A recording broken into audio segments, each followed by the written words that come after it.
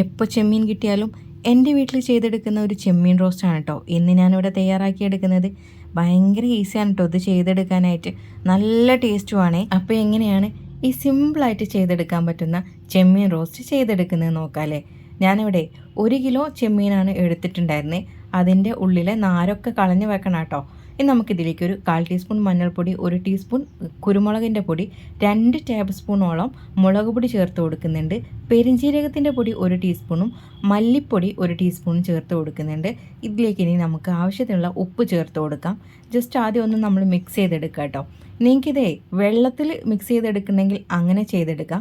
ഞാനിവിടെ 1 table spoon വിനാഗിരി ചേർത്തിട്ടൊന്ന് mix ചെയ്തെടുക്കുന്നുണ്ട്.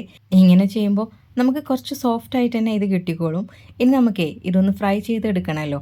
അപ്പോൾ അതിന് വേണ്ടിയിട്ട് ഞാനിവിടെ ഫ്രൈ പാൻ എടുക്കുന്നുണ്ട്. ഇതിലേക്ക് അല്പം വെളിച്ചെണ്ണ നമുക്കൊന്ന് ഒഴിച്ചു കൊടുക്കാം. വെളിച്ചെണ്ണ തന്നെയാണ് കേട്ടോ ഇത് നമ്മൾക്ക് ചെയ്തെടുക്കാൻ ടേസ്റ്റ് ഉണ്ടാവുക. കാരണം നമ്മുടെ നാടൻ വിഭവങ്ങളൊക്കെ എപ്പോഴും വെളിച്ചെണ്ണ തന്നെയാണല്ലോ ടേസ്റ്റ്. ഇതേ ഞാൻ ഇത്രയും വെളിച്ചെണ്ണ ഒഴിച്ചു കൊടുത്തിട്ടുള്ളൂ കേട്ടോ. അതിലേക്ക് കുറച്ച് കറിവേപ്പില അങ്ങ് ഇട്ട് കൊടുക്കുന്നുണ്ട്. എന്നിട്ട് നമ്മുടെ ചെമ്മീൻ അങ്ങ് ഇതിലേക്ക് അങ്ങ് ഇട്ട് കൊടുക്കാം. എന്നിട്ട് നന്നായിട്ടൊന്ന് നിരത്തി കൊടുക്കാം കേട്ടോ. നിരത്തി കൊടുത്തതിന് ശേഷം ഇത് നല്ലപോലെ ഒന്ന് ഫ്രൈ ചെയ്തെടുക്കാം. നിങ്ങൾക്കറിയാമല്ലോ ചെമ്മീൻ ഓവറായിട്ട് കുക്ക് ചെയ്താൽ ഇത് കട്ടിയായി പോകാനുള്ള ചാൻസ് ഉണ്ട്. അതുകൊണ്ട് അത് നോക്കിയിട്ട് തന്നെ നിങ്ങൾ ചെയ്തെടുക്കുക. പിന്നെ ഈ ഒരു കറിവേപ്പില വാരി വിതറുന്ന ആ ഒരു അസുഖം എനിക്കുള്ളതാണ്. അത് നിങ്ങളെ ഇതിൽ പെടുത്തണ്ട കേട്ടോ. വേണമെങ്കിൽ മാത്രം വിട്ട് കൊടുത്താൽ മതി. എന്നിട്ട് ഈ ചെമ്മീൻ ഒന്ന് ആയതിനു ശേഷം ഒന്ന് തിരിച്ചിട്ട് കൊടുക്കുക കേട്ടോ. നിങ്ങൾ കാണുന്നുണ്ടല്ലോ ഈ ഒരു പരുവത്തിൽ എടുത്താൽ മതി കേട്ടോ. എന്നിട്ട് ഇതിലേക്ക് ആവശ്യമുണ്ടെങ്കിൽ മാത്രം കുറച്ച് വെളിച്ചെണ്ണ നമുക്ക് ചേർത്ത് കൊടുക്കാം. ഇനി നമുക്ക് ഈ ചെമ്മീനൊക്കെ ഫ്രൈ പാനിൽ നിന്നൊന്ന് മാറ്റി കൊടുക്കാം കേട്ടോ. ഇനി ഇതേ ഫ്രൈ പാനിൽ തന്നെ കുറച്ച് വെളിച്ചെണ്ണ ഒഴിച്ച് ഞാൻ 2 ചെറിയ സവാളയാണ് കേട്ടോ എടുത്തേക്കുന്നത്. അത് ഇതിലേക്ക് അങ്ങ് ഇട്ട് കൊടുത്തിട്ട് ഇതിൻ്റെ കൂടെ തന്നെ അല്പം ഉപ്പ് ചേർത്ത് കൊടുക്കുക. ചെമ്മീനിൽ നമ്മൾ ഉപ്പ് ചേർത്തിട്ടുണ്ട്. അപ്പോൾ നമ്മൾ ഉപ്പ് ചേർക്കുന്ന സമയത്ത് ഈ സവാളയിലേക്ക് മാത്രമുള്ള ഉപ്പ് ചേർത്ത് കൊടുത്താൽ മതി കേട്ടോ. എന്നിട്ട് നമ്മളിതൊന്ന് നന്നായിട്ട് വഴറ്റിയെടുക്കുക. നല്ല പോലെ ആയി വന്നാൽ ഇതിലേക്ക് 1 ടീസ്പൂൺ ഇഞ്ചിയുടെ പേസ്റ്റും 1 ടീസ്പൂൺ തന്നെ വെളുത്തുള്ളിയുടെ പേസ്റ്റും ചേർത്ത് കൊടുക്കാം. എന്നിട്ട് ഇതിലേക്ക് തക്കാളിയാണ് ഇനി നമ്മൾ ചേർത്ത് കൊടുക്കാനുള്ളത്. 2 വലിയ തക്കാളിയാണ് കേട്ടോ ഞാൻ എടുത്തേക്കുന്നത്.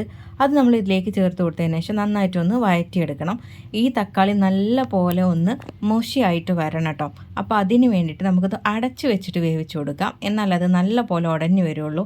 നല്ല പോലെ ഉടഞ്ഞു വന്നതിന് ശേഷം നമ്മൾ വറുത്ത് വെച്ച ചെമ്മീൻ ഇതിലേക്ക് അങ്ങ് ഇട്ട് കൊടുക്കാം. ഞാൻ പ്രത്യേകം പറയുകയാണെ, ഈ നമ്മൾ വാട്ടിയെടുക്കുന്ന മസാലയിലേക്ക് വേറെ നിങ്ങൾ മുളക് പൊടി, മഞ്ഞൾപ്പൊടി ഇതൊന്നും ചേർക്കരുത് കേട്ടോ. കാരണം പിന്നെ നമ്മൾ ഇതിലേക്ക് ഈ മുളക് പൊടികളൊക്കെ ചേർക്കുന്ന സമയത്ത് ഒരു അധികപ്പറ്റുള്ള പോലെ എനിക്ക് ഫീൽ ചെയ്യാറുണ്ട്.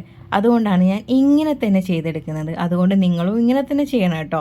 എന്നിട്ട് അവസാനം നമ്മളിതിലേക്ക് ഒരു 3 പച്ചമുളകും കുറച്ച് കറിവേപ്പിലും കൂടെ അങ്ങ് ഇട്ട് കൊടുക്കുന്നുണ്ട്.